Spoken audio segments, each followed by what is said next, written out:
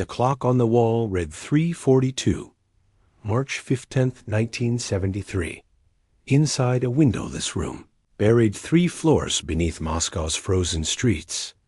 The rhythmic pulse of radar sweeps painted green arcs across darkened screens. The air hung thick with cigarette smoke and tension. Lieutenant Petrov leaned closer to his console, his breath fogging the glass as another sweep completed its rotation. The signal was there again, faint, erratic, impossible to classify. He tapped the screen twice, as if the gesture might clarify what his eyes refused to accept. It didn't. The phosphorescent blip danced at the edge of Soviet airspace, neither advancing nor retreating, simply existing where nothing should be, across the room. 3 KGB intelligence officers hunched over a steel table littered with maps and intercept reports. Major Volkov's jaw tightened as he compared the radar data against known NATO flight patterns. Nothing matched. The Americans flew predictable routes, deliberate, almost theatrical in their regularity. This signal behaved differently. It appeared and vanished, without pattern, without logic, without respect for the careful rules both superpowers had tacitly agreed to follow. The Soviet Union's P-14 Tall King radar system was designed to detect aircraft at ranges exceeding 300 kilometers. Yet this contact seemed to mock its capabilities, flickering in and out of existence like a ghost refusing to be pinned down. The Cold War had transformed paranoia into a survival skill. Every unexplained signal carried the weight of potential catastrophe. Was it a reconnaissance flight testing Soviet response times?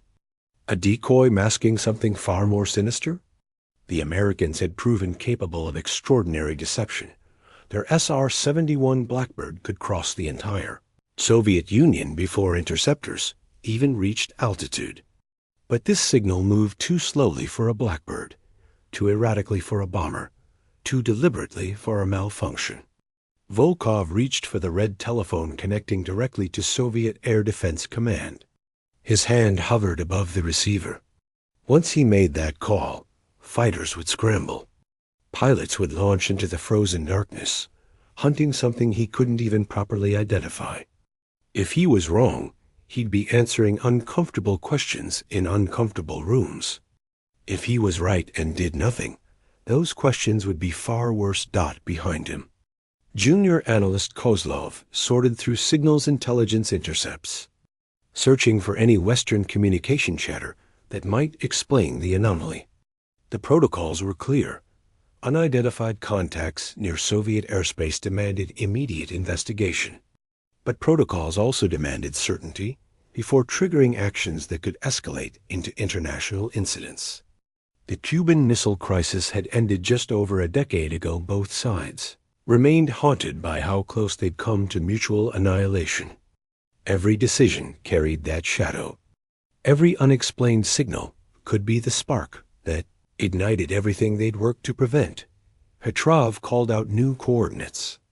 The signal had moved. Not much, but enough to confirm it wasn't a technical glitch. Something real was out there, probing the edges of Soviet territory with apparent impunity. Volkov finally lifted the receiver, his voice steady despite the uncertainty gnawing at his gut. He reported the contact, requested immediate fighter intercept, authorized weapons-free protocols if the target proved hostile. The response came quickly. 2 MiG-23 fighters were already rolling toward the runway. Pilots who'd been sleeping minutes ago now climbed into cockpits, their missions defined by questions rather than answers. As Volkov replaced the receiver, a new alarm pierced the room's tense silence. The radar operator's face went pale. Multiple contacts now. Not one signal anymore, 3, possibly 4, appearing simultaneously across different sectors. The pattern made no tactical sense. Volkov stared at the screens, his mind racing through possibilities, discarding each as quickly as it formed. As the officers debated the signal's origin, a warning light flashed across the room, Something unprecedented was approaching, and no one in that bunker understood what they were truly facing. 6,000 kilometers west, fluorescent lights hummed over rows of headphone-wearing technicians in a facility that officially didn't exist. Langley, Virginia. The same moment Soviet radar operators struggled with phantom signals. CIA signals intelligence specialists sat in climate-controlled silence, listening to voices speaking Russian across encrypted channels they'd spent 18 months learning to decrypt. Sarah Chun pulled one headphone slightly away from her ear, double-checking the translation scrolling across her monitor. The Soviets were scrambling fighters. Good. That meant the diversion was working exactly as planned. The operation had required patience most intelligence officers didn't possess. First came the SIGINT signals intelligence pulled from Soviet military frequencies by NSA listening posts in Turkey and Norway. Then satellite reconnaissance, grainy photographs from Corona missions showing changes in deployment patterns around key installations.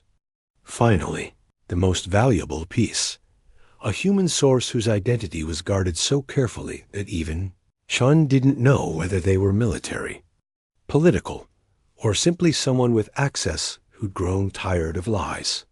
All three streams converged into a singular understanding. The Soviets were protecting something they considered invaluable, and their confidence in their security measures had made them predictable. Chun toggled her intercom, connecting to the operations director 3 floors above.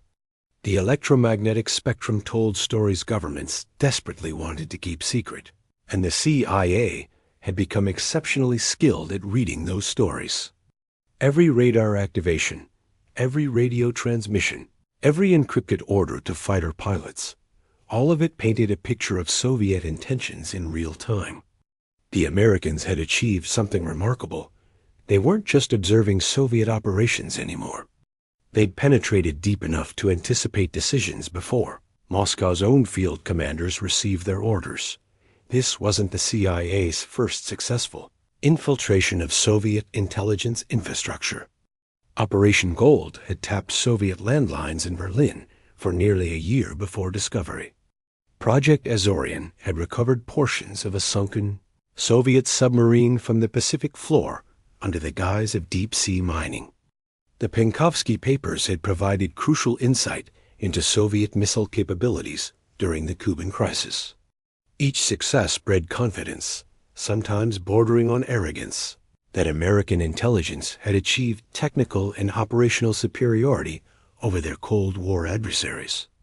That confidence now fueled an operation so audacious that even veteran officers questioned its wisdom. Chun watched her screen as another intercept scrolled past. Soviet Air Defense Command was directing fighters toward coordinates that would reveal nothing. The real objective sat elsewhere, protected by assumptions rather than security. The Americans had learned something crucial. The best place to hide wasn't in darkness, but in plain sight, camouflaged by your enemy's own certainty about what they believed they knew. Senior analyst Martin Cross leaned over Chun's shoulder, reading the latest intercepts. His weathered face showed no emotion as he processed the implications. He reached for his own intercom, connecting directly to the operations center where decisions were made and careers were destroyed. The CIA's lead analyst whispered over the intercom. They have no idea we're already inside their operation. Colonel Viktor Orlov checked his watch for the 3rd time in as many minutes. The convoy needed to reach the Belarusian border before dawn, and dawn came early in March. 4 unmarked ZIL-131 trucks rolled through the darkness along a route cleared of civilian traffic an hour earlier. Inside the lead vehicle, encryption equipment hummed softly, processing secure communications through frequency-hopping protocols designed to make interception mathematically improbable. The cargo they transported didn't officially exist. Neither did this convoy. If something went wrong, Moscow would deny everything. And Orlov understood with crystalline clarity that he and his men would become convenient casualties of an operation that never happened. The mission's objective was elegant in its simplicity. Relocate prototype satellite guidance components from a research facility in Kaliningrad to a secure testing range near Baikonur before Western intelligence assets could confirm their existence. The technology represented a quantum leap in Soviet ICBM accuracy, the difference between hitting a city and hitting a specific building within that city. American spy satellites passed over Kaliningrad on predictable schedules, by moving the equipment during a narrow window of orbital blindness. Soviet planners believed they could transport strategic assets across 2,000 kilometers without leaving any trace in the intelligence record. The trucks carried materials that could fundamentally alter the nuclear balance. And secrecy wasn't just important, it was everything. Orlov's radio operator, Lieutenant Sadakov, monitored the command frequency through headphones that never left his ears. The protocol demanded radio silence except for predetermined check-in points, each transmission lasting less than 3 seconds, each using codes that changed hourly. Sadakov had memorized 17 different authentication sequences before the mission began. He'd also memorized what would happen if he deviated from protocol. Court-martial if he was fortunate. Something worse if he wasn't. The KGB traveled in the fourth truck, ostensibly providing additional security, but everyone understood their real function. They were there to ensure loyalty through proximity and fear. Every element had been calculated with obsessive precision. The route avoided major cities where Western agents might maintain observation posts. Fuel stops were coordinated with military installations rather than civilian infrastructure. Even the timing leveraged Soviet understanding of American intelligence collection cycles. The CIA's listening posts couldn't monitor every frequency simultaneously, and their satellite coverage contained predictable gaps. Soviet counterintelligence had spent months mapping those gaps, finding the invisible corridors through which sensitive operations could move undetected. This convoy was threading one of those corridors. Protected by mathematical certainty and operational discipline, but mathematical certainty depended on variables behaving as predicted, and humans remained the most unpredictable variable in any equation. Sadakov adjusted his headphones, uncomfortable with how tightly they pressed against his skull. The heater in the truck's cabin wasn't working properly, and the cold made his hands clumsy. When the scheduled check-in moment arrived, he keyed his transmission exactly as trained. 3 seconds, coded confirmation, immediate silence. The protocol was perfect. His execution was perfect. What he didn't know, none of them knew, was that his radio's frequency synthesizer had developed a microscopic drift in its crystal oscillator. A defect so subtle that Soviet testing equipment hadn't detected it during pre-mission checks. The transmission lasted exactly 3 seconds, but it transmitted on a frequency shifted by 0.03 megahertz from where it should have been. Such a tiny deviation meant nothing to the message's recipients, who received it clearly on their expected frequency. But that fractional drift created a harmonic signature, a ghost signal radiating at twice the transmission frequency, invisible to Soviet equipment, but potentially detectable by receivers calibrated differently. The Americans had built their interception systems to capture not just primary signals, but the electromagnetic shadows those signals cast across the spectrum. They'd learned that lesson in Berlin, again in Budapest, and they never forgot. The convoy continued through the darkness, its headlights cutting tunnels through the frozen landscape. Orlov allowed himself a moment of satisfaction. Everything was proceeding flawlessly. The cargo remained secure. The Americans remained blind.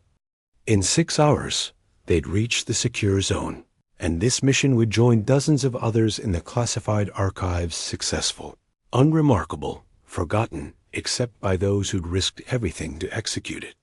A single misplaced transmission would change everything. Though no one noticed Dash yet, The anomaly appeared on Chun's screen at 4:17 Zulu time, flagged automatically by pattern recognition software that had been running continuously for 3 years without producing anything actionable. She almost dismissed it. Almost.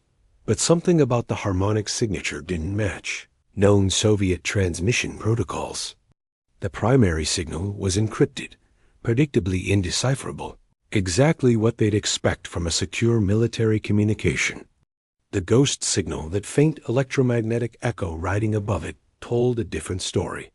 It shouldn't exist at all, which made it extraordinarily interesting.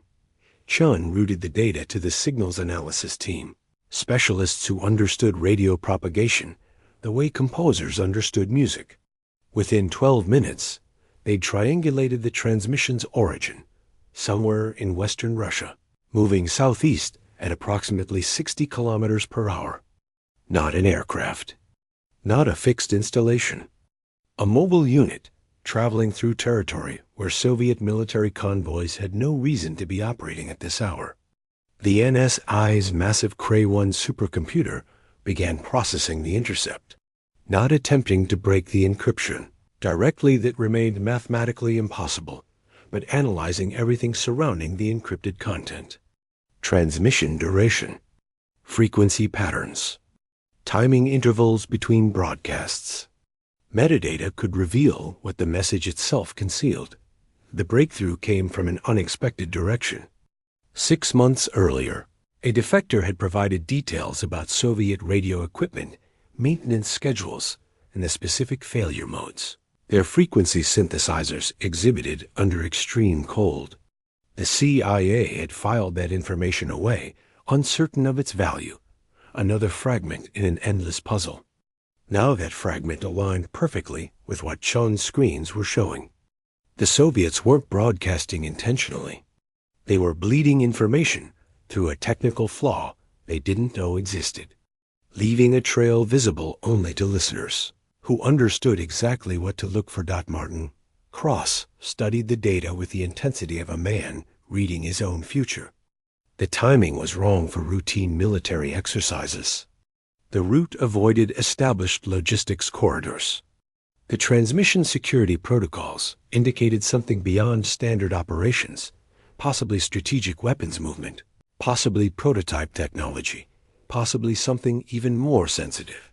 Whatever the Soviets were transporting, they believed it was invisible. That belief created opportunity. The CIA couldn't stop the convoy without revealing their interception capabilities, potentially compromising sources and methods that had taken decades to develop. But they could track it, document it, and perhaps, with sufficient audacity, manipulate its outcome in ways that would advance American interests while leaving. Moscow convinced their security and held. Cross reached for the secure phone connecting to the deputy director for operations. Operations like this didn't follow normal approval chains. They required immediate authorization from officers willing to accept responsibility for decisions made in darkness with incomplete information. A conversation lasted 90 seconds. Cross listened more than he spoke, his expression revealing nothing. When he hung up, he turned to Chun with instructions that would set events in motion no one could fully control. The authorization was clear. Active intervention, maximum deniability. Accept calculated risks in pursuit of strategic advantage before the Soviets could react. A single decision by a CIA officer sealed the fate of the mission. Major Volkov's secure teletype machine began chattering at 6:23 Moscow time, printing characters that transformed his blood to ice water. The message originated from GRU Signals Intelligence Military Intelligence, operating independently from KGB, but sharing critical threat data when circumstances demanded. 3 words appeared first: compromised Operation Sunbird. Volkov stared at those words, his mind refusing to accept their implications, even as his training forced him to process what came next. Western signals intercept confirmed. Multiple listening posts triangulated. Convoy position known. Operation Sunbird didn't exist in any official documentation. Its very name was compartmentalized beyond top secret, known only to officers directly involved and the handful of Central Committee members who'd authorized it. If the Americans had intercepted that designation, they'd penetrated Soviet communications at a depth that invalidated every assumption about secure operations. Volkov grabbed the phone connecting to KGB headquarters, bypassing normal protocols, because normal protocols assumed security that no longer existed. The voice answering belonged to Director Andropov's executive assistant, a man whose calm demeanor was legendary. That demeanor was absent now. Within minutes, the Situation Room filled with officers whose sleep-deprived faces reflected mounting horror. The timeline reconstructed itself in fragments of intercepted transmissions and confirmed compromises.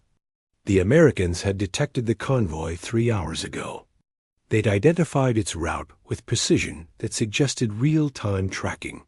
They knew the cargo's significance, though perhaps not its exact specifications. The distinction felt meaningless given the broader catastrophe. Worst of all, they'd known before the convoy had even departed Kaliningrad. The breach wasn't operational. It was fundamental. Somewhere in the chain of planning, execution, or communications. American intelligence had established access so complete that Soviet secrecy had become theater.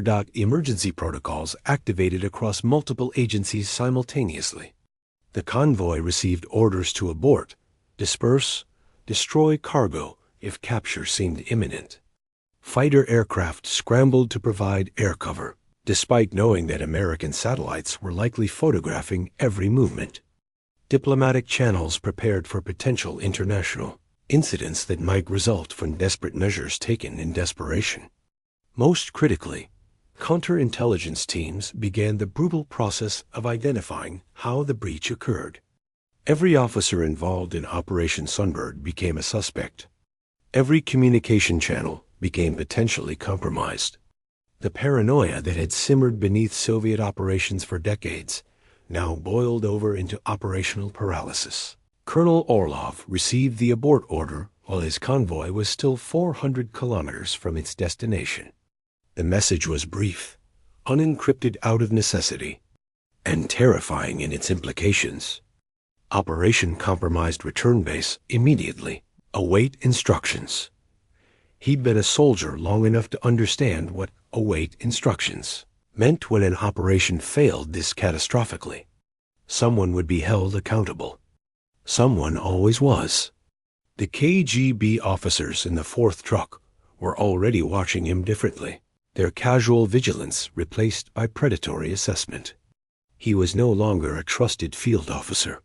He was a potential traitor who might have caused this disaster. Back in Moscow, Director Andropov stood before a map showing the convoy's position, American satellite orbital tracks, and the locations of known CIA listening posts. The geometry of the breach revealed itself with mathematical cruelty. The Americans had positioned their intelligence infrastructure precisely to exploit gaps Soviet planners believed were secure. They'd demonstrated capabilities that exceeded worst-case assessments. They'd achieved what Soviet doctrine insisted was impossible. Penetration so complete that secrecy itself became an illusion. Andropov reached for the red phone connecting directly to the Kremlin, the one reserved for crises that threatened state security at the highest levels. His hand trembled slightly as he lifted the receiver, a physical manifestation of understanding that extended beyond this single operation. If the Americans could compromise Operation Sunbird with this thoroughness, what else had they penetrated? What other secure operations were being observed, documented, potentially manipulated without Soviet awareness? The Cold War had always been a chess match played in shadows, each side maneuvering for advantage while maintaining the fiction of mutual respect for boundaries. But this wasn't chess anymore. This was something more dangerous. One player discovering the other could see their thoughts before they moved their pieces. The director's hand trembled over the red phone, an American agent had already outmaneuvered them, and the full scope of that defeat was only beginning to reveal itself. Lieutenant Sadakov knew something was catastrophically wrong the moment. Colonel Orlov's face went pale. The abort order had arrived encoded, but Orlov's reaction needed no decryption. The colonel ordered the convoy to halt, then disappeared into encrypted communications that excluded everyone below his rank. Sadakov sat in the freezing truck cab, watching his breath create fog patterns on the windshield, understanding with sickening certainty that his career, possibly his life, had just taken a turn from which there was no recovery. In Soviet military culture, operational failure demanded accountability, and accountability flowed downward with gravitational inevitability. The KGB officers emerged from the fourth truck with expressions that confirmed Sadakov's worst fears. They weren't providing security anymore. They were conducting an investigation. Every member of the convoy became a subject of immediate scrutiny, backgrounds verified, movements during the past 72 hours reconstructed, loyalty assessed through questions designed to identify inconsistencies that might suggest sabotage or foreign recruitment. Sadakov answered mechanically, his mind racing through every decision he'd made, every protocol he'd followed, searching desperately for the mistake that had doomed them all. His radio equipment would be confiscated, examined by technical specialists who'd find the frequency drift if they looked carefully enough. Would they blame him for faulty equipment? Would they suspect deliberate sabotage? Soviet justice rarely concerned itself with such distinctions. Back in Moscow, the lockdown spread through intelligence agencies like contagion. Officers involved in Operation Sunbird planning found their building access revoked, their communications monitored, their movements restricted pending investigation outcomes. The KGB's second chief directorate responsible for internal counterintelligence descended on military intelligence facilities with authority that transcended bureaucratic boundaries. Documents were seized. Computer tapes were confiscated. Personnel were escorted to interrogation rooms where questions continued until answers satisfied or exhaustion made further resistance impossible. The Soviet system had refined these procedures over decades. Learning that institutional paranoia, however damaging to morale, was preferable to foreign penetration. The most terrifying aspect wasn't the investigation itself, but what it might uncover beyond Operation Sunbird. Intelligence agencies operate through networks of interconnected operations, each compartmentalized for security, but inevitably linked through personnel, resources, and planning infrastructure. If the Americans had penetrated Sunbird's communications, what else had they accessed? Every operation touching the same personnel, the same facilities, the same command structure became potentially compromised. Officers began mentally reviewing their own activities, wondering which secrets they'd believed secure were actually being read in Langley, in real time. In a windowless office 3 floors below the Lubyanka, a senior analyst examined intercept logs with growing dread. The Americans hadn't just detected the convoy. They'd anticipated it. The listening posts had been positioned precisely, activated at exact moments, calibrated to frequencies that suggested advanced knowledge of Soviet communications protocols. This wasn't opportunistic intelligence collection. This was targeted exploitation of a source, providing information before operations even began. Somewhere in the Soviet intelligence apparatus, someone was feeding the CIA operational details with access that reached the highest planning levels. The analyst opened a file marked with classifications that restricted its viewing to fewer than 20 people in the entire Soviet Union. Inside were contingency plans for future operations, diplomatic initiatives scheduled for the coming year, technology development timelines extending into the next decade. One intercepted document alone threatened to unravel years of clandestine planning. And now they couldn't be certain which documents remained secure and which had already been photographed, copied, transmitted to enemies who would use that knowledge to outmaneuver Soviet strategy at every turn. The conference room on the 7th floor of Lubyanka headquarters had hosted countless debriefings. But the atmosphere on March 18th carried a weight that veteran officers recognized as exceptional. Director Andropov sat at the head of the table, his expression carved from granite, while 14 department heads waited in silence that felt physically oppressive. The preliminary investigation report sat before each of them, 200 pages documenting failure with bureaucratic precision. What it couldn't document, what terrified them more than any factual accounting was the depth of American penetration that the failure implied. The changes began immediately and radiated through every layer of Soviet intelligence operations. All radio equipment would be replaced with newer models featuring enhanced frequency stability and anti-tampering measures. Convoy protocols would be rewritten to eliminate predictable patterns that sophisticated adversaries might exploit. Satellite reconnaissance avoidance procedures would be recalculated using updated American orbital data, assuming the CIA's capabilities exceeded previous estimates. Most significantly, operational compartmentalization would be strengthened to the point where officers executing missions would know only what was absolutely necessary, insulating broader strategy from compromise, even if individual operations failed. But technical solutions couldn't address the human dimension of the catastrophe. General Kozlov, head of the GRU's 3rd Directorate, proposed what everyone was thinking, but no one wanted to articulate: a comprehensive internal security review of all personnel with access to Operation Sunbird. The suggestion wasn't new. Such reviews occurred regularly, but the scope he proposed was unprecedented. Every officer, every analyst, every technical specialist who touched the operation would undergo intensive vetting. Their financial records would be examined for unexplained deposits. Their personal associations would be mapped and scrutinized.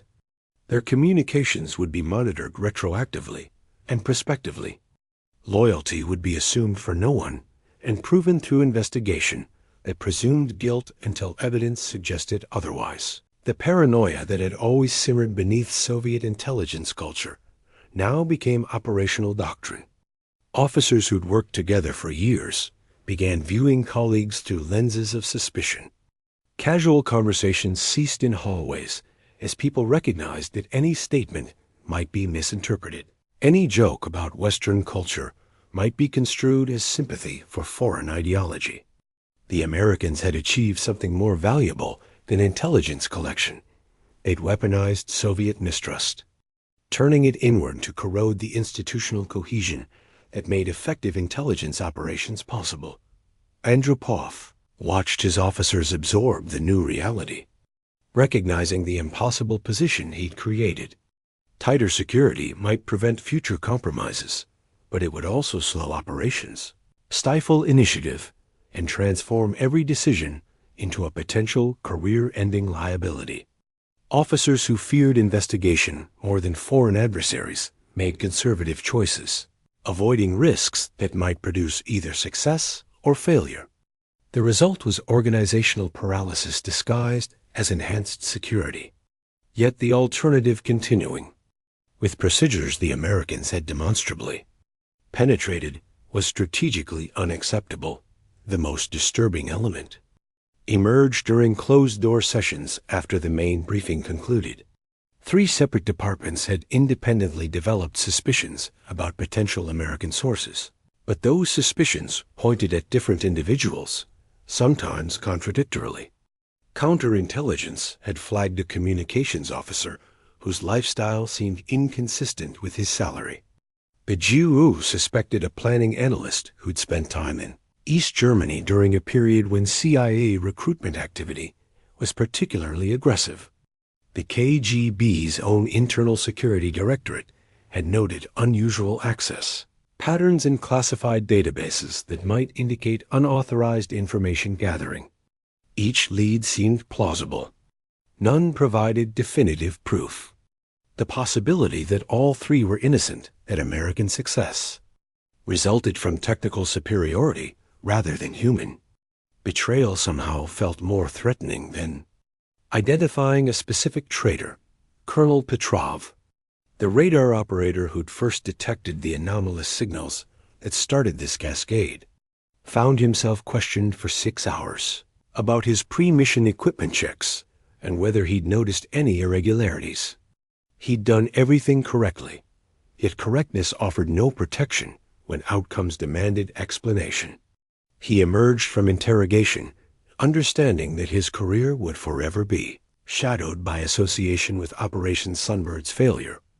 Regardless of his actual culpability in offices, throughout Moscow's intelligence complex, officers began maintaining personal documentation of their decisions, creating paper trails that might exonerate them if investigations came.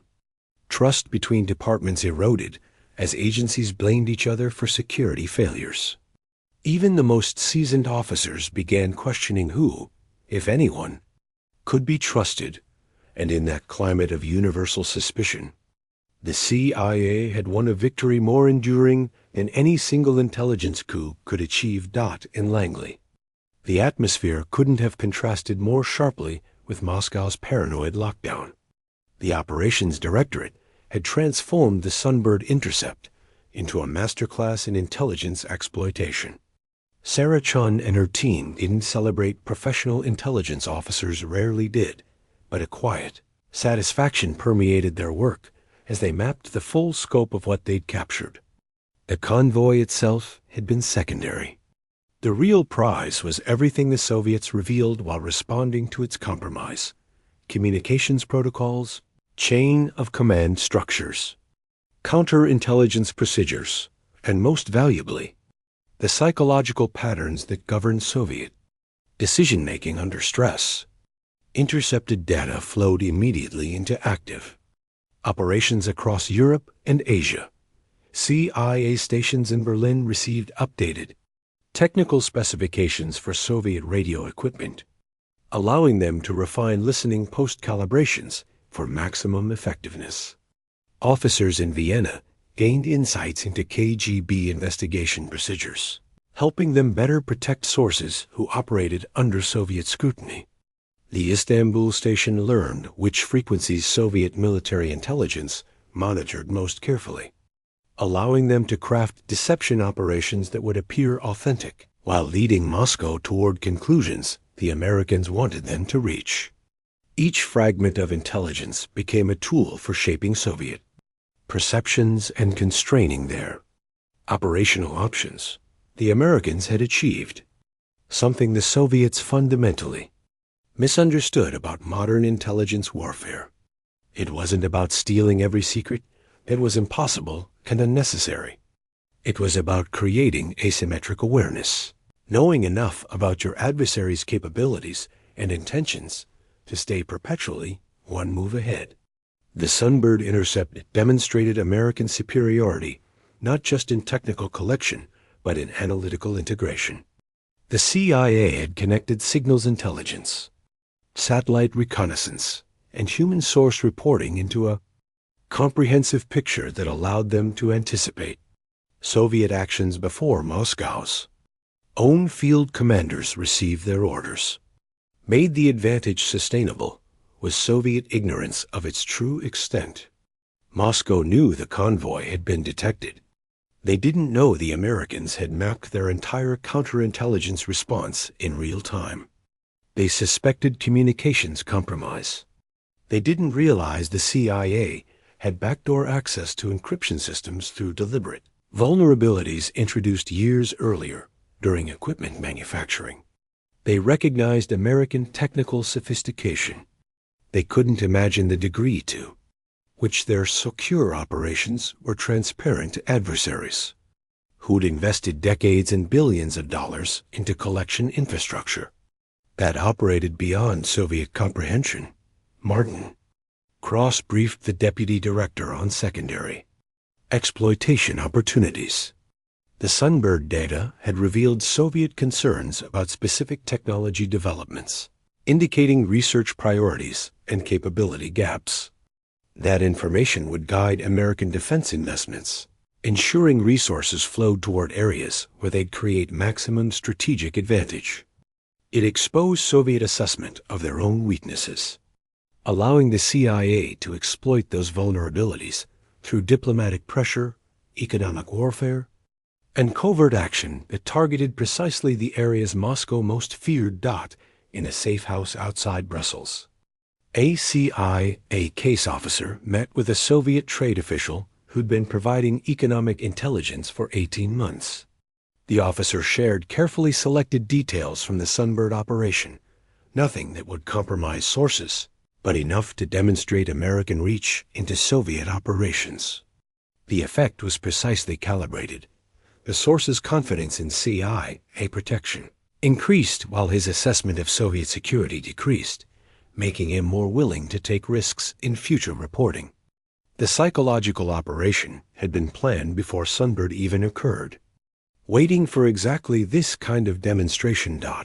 What the Soviets didn't know was that a single intercepted message would influence global operations for months, shaping everything from arms control negotiations to proxy conflicts in the developing world, giving American policymakers advantages they'd exploit without Moscow ever understanding why their strategies consistently failed to achieve intended outcomes. The documents began emerging from classified vaults in 1998, 25 years after Operation Sunbird collapsed into failure and recrimination. Historians who'd spent careers studying Cold War intelligence found themselves confronting primary sources that rewrote established narratives. What they'd assumed was a minor incident barely footnoted in existing scholarship revealed itself as a pivotal moment that fundamentally altered how both superpowers approached clandestine operations. The National Security Archive obtained the first batch through Freedom of Information Act requests that had languished in bureaucratic limbo for 7 years. What arrived, heavily redacted but still illuminating, was a window into a secret war fought with mathematics, paranoia, and miscalculation. Professor Catherine Morrison at Georgetown University spent 3 years cross-referencing American documents with Soviet archives that had become accessible after the USSR's collapse. The pattern she discovered was extraordinary. Operation Sunbird hadn't been an isolated compromise. It was the catalyst for a comprehensive reorganization of Soviet intelligence that affected operations from Cuba to Afghanistan. The KGB implemented new compartmentalization protocols, so restrictive that different departments sometimes executed contradictory missions without realizing their objectives conflicted. Communication security became so paranoid that field officers in critical situations hesitated to report time-sensitive intelligence for fear their transmissions might be intercepted. The Soviets had essentially paralyzed their own operations through security measures designed to prevent American penetration. The irony emerged slowly from declassified CIA assessments. American intelligence officers had watched Soviet capabilities degrade throughout the mid-1970s without fully understanding why. They'd attributed it to bureaucratic sclerosis, technological backwardness, or the inevitable inefficiency of totalitarian systems. The documents revealed a more complex truth. Soviets had compromised their own effectiveness by overreacting to American capabilities that, while impressive, weren't quite as omniscient as Moscow feared.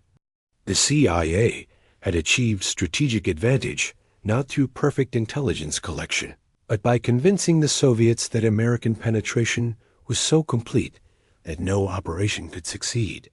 The psychological victory was more valuable than any specific intelligence coup. Future KGB operations bore Sunbird's fingerprints for decades. The 1985 recruitment of Aldrich Ames, the CIA officer who betrayed. Dozens of Soviet sources occurred, partly because KGB protocols had become so convoluted that obvious security breaches went undetected while analysts chased phantom American penetrations that didn't exist. The elaborate measures designed to prevent another Sunbird created bureaucratic complexity that sophisticated adversaries exploited more effectively than simple systems could have been compromised. Soviet intelligence had learned the wrong lessons, implementing solutions that addressed the symptoms of Sunbirds. Failure while missing its fundamental causes. Declassified documents also revealed internal CIA debates about whether to continue exploiting the technical vulnerabilities that had enabled the Sunbird intercept. Some officers argued for preserving the capability for future high-value operations. Others recognized that overuse would eventually alert the Soviets to specific collection methods, potentially compromising sources and methods that provided strategic advantage across multiple domains.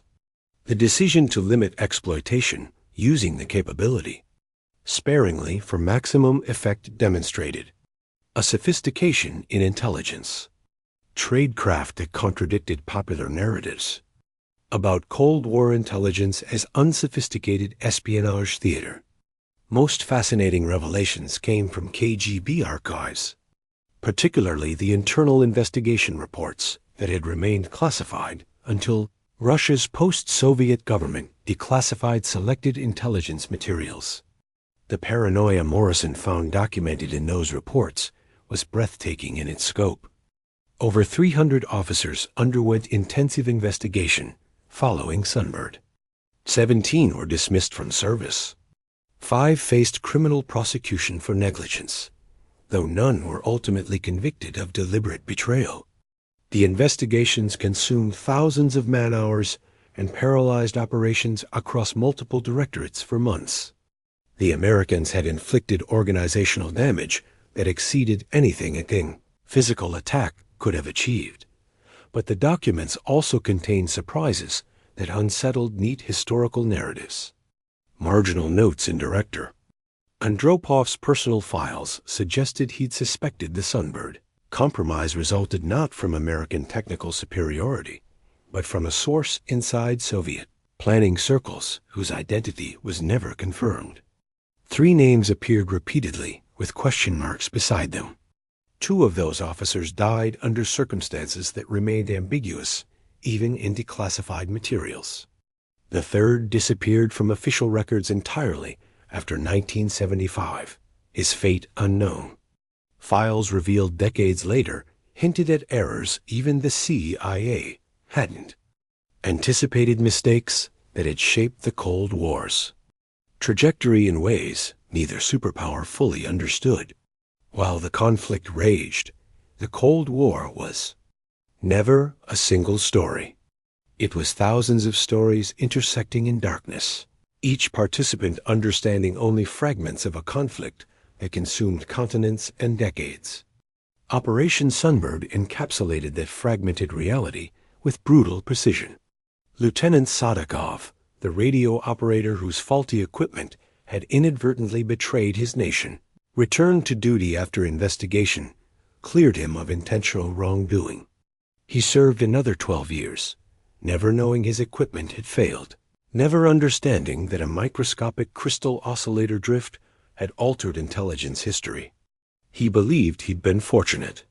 The truth was simultaneously simpler and more devastating. He'd been irrelevant to forces beyond his comprehension. Colonel Orlov faced a different fate. His career ended not through formal punishment, but through bureaucratic exile, transferred to positions of decreasing responsibility until retirement came as relief rather than honor. He'd done everything correctly, yet correctness meant nothing when outcomes demanded accountability. His story was repeated across the Soviet intelligence apparatus.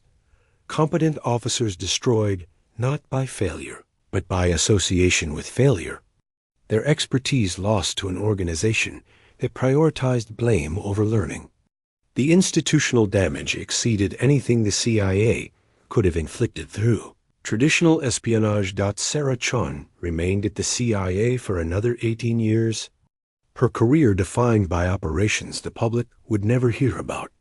She understood that Sunbird's success had resulted from convergence technology, Timing, human error, and institutional luck aligning in ways that couldn't be reliably replicated. Intelligence work was less about brilliant coups than about positioning yourself to exploit opportunities when they emerged.